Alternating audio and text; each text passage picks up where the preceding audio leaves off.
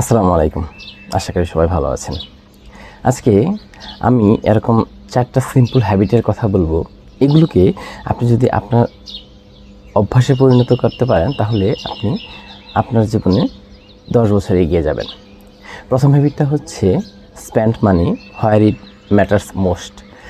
আপনি আপনার অবশ্যই তো সবারই একটা বাজেট থাকে। দেখা গেল এই মাসে আমি 30,000 টাকা খরচ করতে পারবো। তাহলে আমি যেন আমার এই 30,000 টাকা অবশ্যই যেই জায়গায় সবচেয়ে বেশি প্রয়োজন সেই জায়গায় খরচ করি। এমন জায়গায় যেন খরচ না করি যেখানে আমার সেরকম প্রয়োজন নাই। তাহলে আমি দেখা যাবে আমার প্রয়োজনীয় জায়গায় সেটা খরচ করতে পারবো না। এই ক্ষেত্রে আমরা অনেকে একটা ভুল করে ফেলি, সেটা হচ্ছে দেখা গেলো আমাদের কোনো কিছু প্রয়োজন নাই, তারপর আমরা সেটা কিনি। এইখান থেকে বাঁচার জন্য আমরা একটা ট্রিক ফলো করতে পারি, সেটা হচ্ছে যদি আপনি কোনো কিছু কেনার ইচ্ছা হয় আপনার, তাহলে আপনি 24 ঘন্টা সেটা চিন্তা করুন।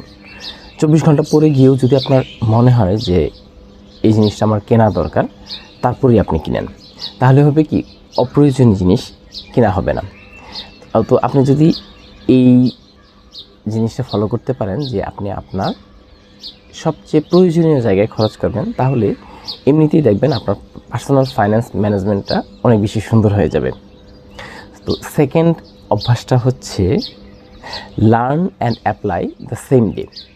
আমরা এখন যেহেতু সোশ্যাল মিডিয়ার যুগ, আমরা অনেকের সাথে কানেক্টেড, তো আমাদের মোটিভেশন পাওয়ার জায়গার অভাব নেই। আমরা প্রচুর মোটিভেশন পাই এবং আমরা প্রচুর মোটিভেটেড হই অনেক কিছু থেকেই।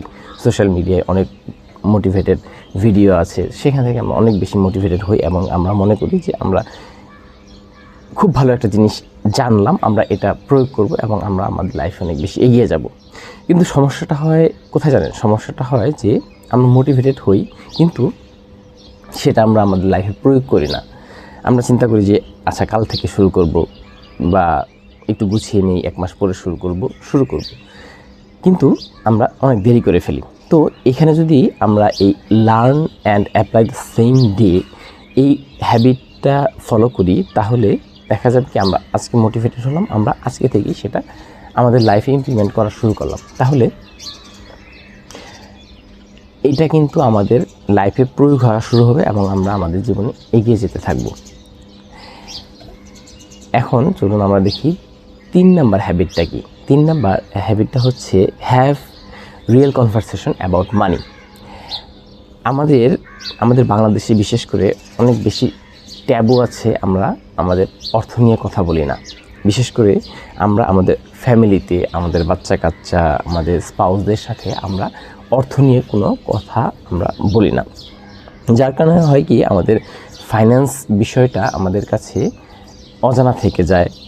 আমরা যেহেতু এটা নিয়ে ডিসকাস করি না কারোর সাথে, তো এটা নিয়ে আমরা প্রপার প্ল্যানও করতে পারি না। তো আমরা কিন্তু আমাদের পরিবারের মাঝে অর্থ নিয়ে আলোচনা করা সংস্কৃতি শুরু করে দিতে পারি। আমরা যখন ডিনার করব, ডাইনিং টেবিলে আমরা আমাদের বাচ্চা কাচ্চার সাথে, আমার স্পাউসের সাথে এই অর্থ নিয়ে কথা বলতে পারি। তাহলে হবে কি, আমি নিজে সচেতন হব, আমার ফ্যামিলির মেম্বাররা সচেতন হবে অর্থ বিষয়ে।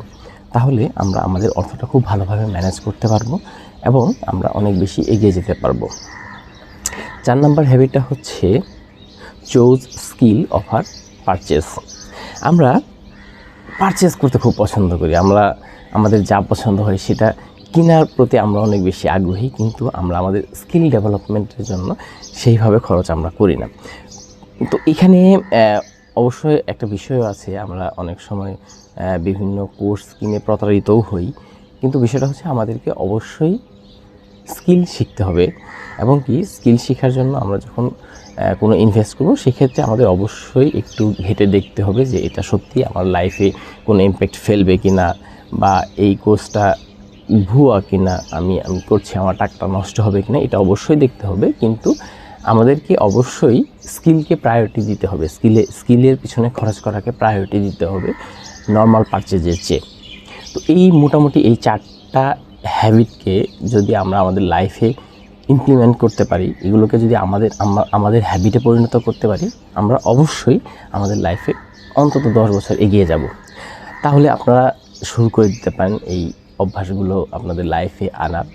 আমি আশা করি অবশ্যই আপনারা আপনাদের জীবনে অনেক বেশি এগিয়ে যাবেন।